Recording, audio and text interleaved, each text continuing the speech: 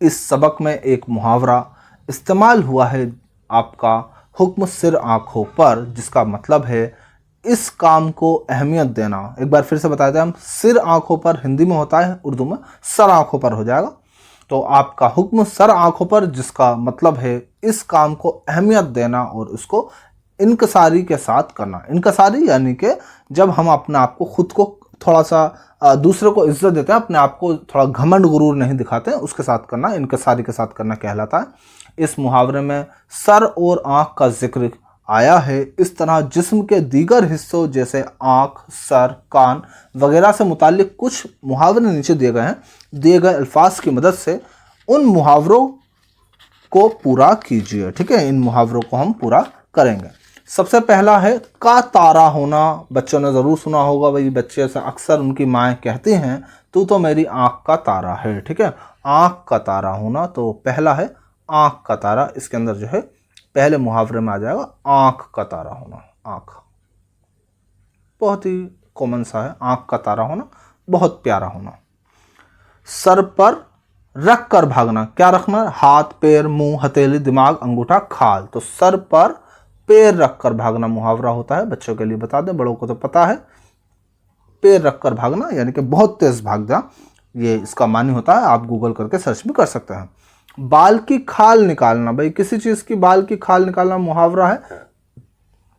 जब हम किसी चीज की डिटेल में जाते हैं, बार बार सवाल पे सवाल पूछते जाते हैं, किसी चीज को एक बार में ना समझ के बार उसकी जो है गहराई में सवाल पूछते जाते हैं, तो उसको कहते हैं बाल की खाल निकालना।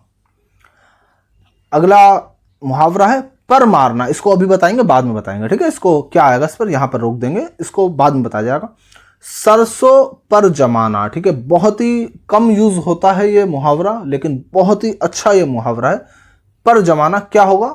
पैर पर जमाना, ये तो यूज हो गया। ठीक है, आंख यूज हो गया, पैर यूज हो गया, और बाल की खाल जो है यूज हो गया। ये 3 यूज हो गए। अब है नंबर 4 पर मारना। ठीक है, ये रोक दिया है हमने। नंबर 5 सरसों पर जमाना। कहां पर जमाना?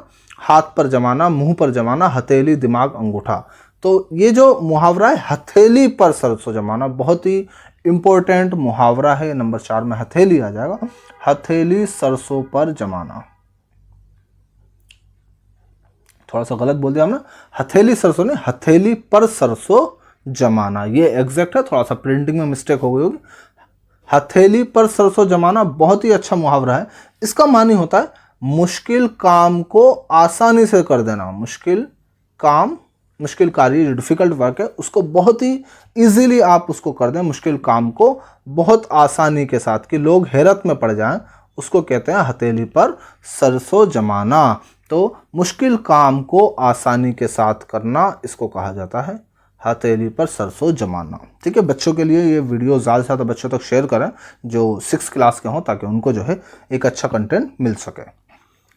आसमान पर होना, ठीक है, ये भी बहुत अच्छा मुहावरा है। अक्सर जो है घर में जो हमारी माएँ होती हैं और जो बड़े लोग होते हैं वो बोलते हैं, लेकिन आजकल लोगों ने इन हमारे ही मुहावरों को, जो उर्दू के मुहावरे हैं, उनको बोलना कम कर दिया है। लेकिन इस चीज़ को नहीं, हमें उर्दू को फ़रोग़ देना चाहिए, और जो चलती हुई आ रही हैं मुहावरे, इनको कम से कम इतना तो हो कि बच्चों को बताया जा सके, उन्हें पता हो। ऐसा ना हो कि वो सुने और उनको मतलब ही ना पता हो। तो आसमान पर होना क्या होना? मुंह आसमान पर होना, दिमाग, अंगूठा, ठीक है, ये बच रहे हैं 3-4। तो दिमाग आसमान पर होना, ठीक है, घर में बोला जाता है अक्सर, दिमाग आसमान पर होना। जब कोई बहुत ज़्यादा थोड़ा तकब्बुर में हो, नाज हो, फ़ख्र कर रहा हो या मगरूर टाइप हो रहा हो, तो उसको दिमाग आसमान पर होना कहते हैं। तो दोनों मानी निकल रहे। एक तो तकब्बुर जब करते हैं तब भी होता है मगरूर होना, लेकिन उसको फ़ख्र के अंदाज में भी कह सकते हैं कि दिमाग आसमान पर है, यानी कि प्राउड के लिए भी यूज़ किया जा सकता है। लेकिन ज़्यादातर यह नाज करने के लिए, तकब्बुर या गुरूर करने के लिए इस्तेमाल किया जाता है। तो दिमाग आसमान पर होना, इसका मतलब है मगरूर होना। नेक्स्ट, ये तो बहुत ही कॉमन सा है, ऊँट के मुंह में ज़ीरा होना। ठीक है, तो यहाँ पर मुंह आ जाएगा, साथ में लिख देंगे ऊँट के मुंह में ज़ीरा होना। ठीक है, तो हो गए। और लास्ट अंगूठा दिखाना, ये तो आपको पता ही होगा। अंगूठा दिखाना, अंगूठा दिखाना सीधा सा मतलब है जब किसी से हम कोई चीज़ कहें और वो मना कर दे, तो उसको अंगूठा दिखाना कहते हैं, यानी कि वक्त पर धोखा देना, ऐसे भी कह सकते हैं। तो मना कर देना, या जो है एक्सपेक्टेशन को हमारी मना कर देना। तो नंबर 4 पर बचा पर मारना। ठीक है, तो इसका जो है ये हमें यहाँ पर मिस्टेक लग रही है, थोड़ा प्रिंटिंग में मिस्टेक हो गई होगी। पर मारना नहीं होगा, हाथ पैर मारना होगा।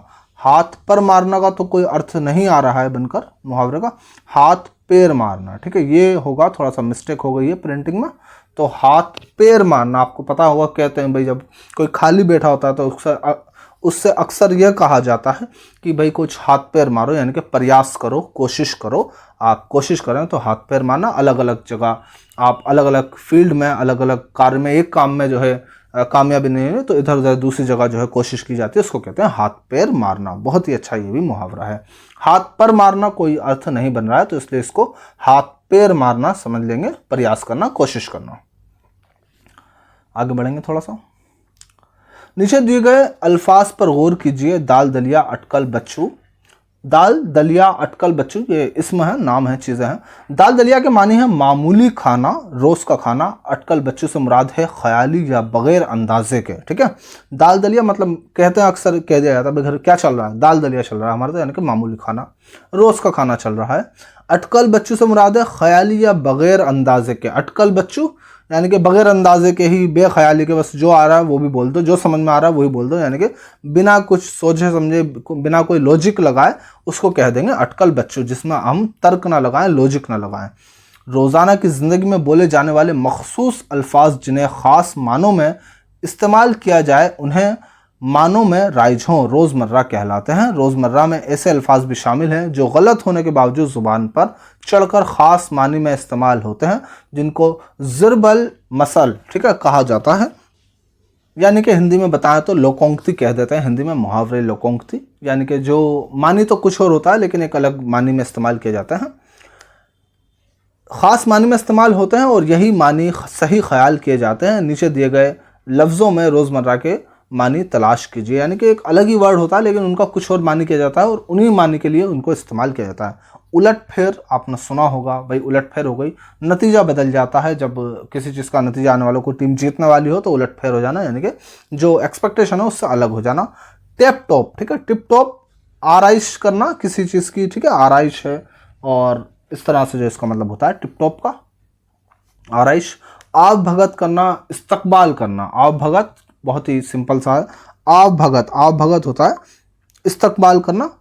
और इसके बाद नेक्स्ट है दाद ना फरियाद, ठीक है। दाद ना फरियाद का मतलब होता है जालिम और जाबिर जब हो, कोई हो, उसको कोई टोक ना सके तो उसको कह सकते हैं दाद ना फरियाद, ठीक है। और इसका दूसरा मतलब भी होता है माजूर की गलती काबिले गिरफ्त नहीं होती, यानी कि माजूर की गलती नहीं मानी जाती। और दाद ना फरियाद यानी कि जिसको कुछ कहने वाला सुनने वाला ना हो, जालिम या हकीम के आगे।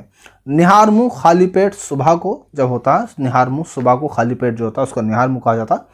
और नफ्सा नफ्सी का मतलब होता है मतलब परस्ती। नफ्सा नफ्सी जब आप जो है खुद गर्ज हो किसी चीज़ का, जो है खुद उसमें जो है अपना गर्ज रखें, उसको कहेंगे नफ्सा नफ्सी, मतलब परस्ती या खुद गर्जी। तो इस तरह ये कुछ लोकोक्ति ज़िरबल मुसल थी, इनको देख लेंगे। और टिप टॉप का जो है मतलब हमने बता दिया था। आराइश एक बार और बता दें, आराइश या फिर कह सकते हैं ज़ाहरी बनावट, ज़ाहिरी बनावट, उसको कह देंगे हम टिप टॉप, ठीक है, जो दिख रहा है ज़ाहिरी बनावट। ये वीडियो आपको कैसी लगी कमेंट करके ज़रूर बताएं, और आपसे गुजारिश है कि चैनल को सब्सक्राइब कर दें और वीडियोस को ज़्यादा से ज़्यादा शेयर कर दें। वस्सलाम।